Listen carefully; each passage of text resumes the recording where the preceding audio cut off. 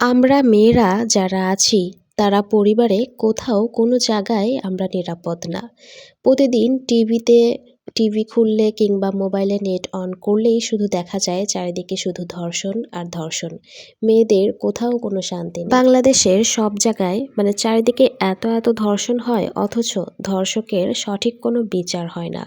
শুধু দেখা যায় টিভি নিউজে বা মোবাইলে দেখা যায় শুধু অমুককে গ্রেপ্তার করেছে, তমুককে গ্রেপ্তার করেছে। আসলে কয়েকদিন বা কয়েক মাস যাবৎ জেল হেফাজতে রাখার পর ঠিকই আসামি বেরিয়ে যায়। সঠিক বিচারটা আসলে ধর্ষকের পরিবাররা পায় না। আসসালামু আলাইকুম বন্ধুরা, আশা করছি সবাই ভালো আছেন। আলহামদুলিল্লাহ, আমি আমার পরিবার পরিজন নিয়ে ভালো আছি। আজকের ব্লগটি শুরু করছি ভোরবেলা সাহারি থেকে। আর এই সাহারিতে কিন্তু আমি কিছুটা ছোট মাছ ছিল সেটা ভেজে, তারপর আমাদের লাল শাক ছিল সেটা দিয়েই ভাত খেয়েছি। আর অন্য তরকারি ছিল, অবশ্য খেতে ভালো লাগছিল না। সারাদিন রোজা রাখার পর খাওয়ার অতটা রুচি থাকে না আর শরীরে এনার্জি কমে যায়। সাহারি করার পর নামাজের পর আমি কিন্তু আমার একটু হাতে কাজ ছিল সেটা নিয়েই বসেছি। তো আমার সেলাই মেশিনে আমার কিছু কাজ ছিল, তো আপনারা দেখতে পাচ্ছেন এই যে আমি একটা ড্রেস তৈরি করছি। তো এই ড্রেসটা আসলে আমি অনেক দিন ধরেই কাটিং করে রেখেছিলাম, কিন্তু সেলাই করার তেমন একটা সুযোগ পাচ্ছিলাম না। আমার মেয়েটা সারাদিন খুবই দুষ্টুমি করে, যার জন্য আমি বসার অতটা সুযোগ পাই না। আর এই থ্রি পিসটা কিন্তু আমার অনেক পছন্দের। তো এই থ্রি পিসটা আসলে দেখতে বাটিকের ডিজাইনের মতো, কিন্তু আসলে বাটিক না, এটা কিন্তু একটা সুতি কাপড়ের থ্রি পিস। আর ডিজাইনটা মোটামুটি ভালোই লেগেছে। তো এটা আমি এখন হাতা লাগাচ্ছিলাম। জামাটা সেলাই করা হয়েছে, শুধু হাতার কাজটা বাকি ছিল। তো জামা সেলাই করার পরে আমি আমার জামা আর এই সালোয়ারটা ইস্ত্রি করে নিচ্ছিলাম, যে ইস্ত্রি করে নিলে দেখতে আরও অনেক বেশি ভালো লাগে।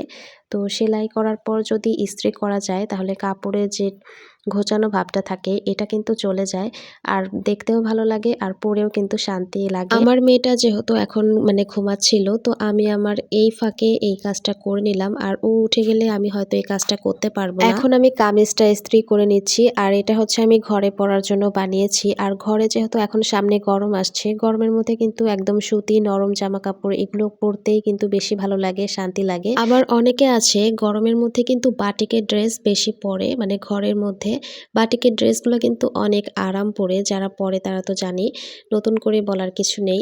আমিও পরি মাঝে মাঝে, তবে আমার হঠাৎ এই ড্রেসটা চোখ গেল। আর আমার যেহেতু বাচ্চা সামলাতে হয় বা বাচ্চা কোলে রাখতে হয় অনেক সময়, তো আমার ড্রেস কিন্তু খুব তাড়াতাড়ি নষ্ট হয়ে যায়। আর আমি চেষ্টা করি সবসময় গাঢ় কালারের মধ্যে ড্রেস নিতে।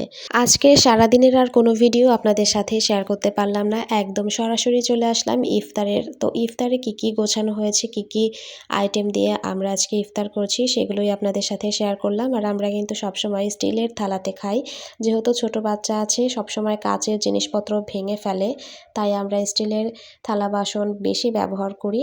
তো কেউ আবার মাইন্ড করবেন না। আর বাবা মেয়ে এখানে বসে পড়েছে ইফতারি করতে, একবার মেয়ে খাইয়ে দিচ্ছে বাবাকে, বাবা খাইয়ে দিচ্ছে তার মেয়েকে। এভাবেই আমাদের প্রতিদিনের ইফতার এইভাবে সময় কেটে যায়। তো আজকের ভিডিওটি এ পর্যন্তই শেয়ার করলাম। সবাই ভালো থাকবেন, সুস্থ থাকবেন, আল্লাহ হাফেজ।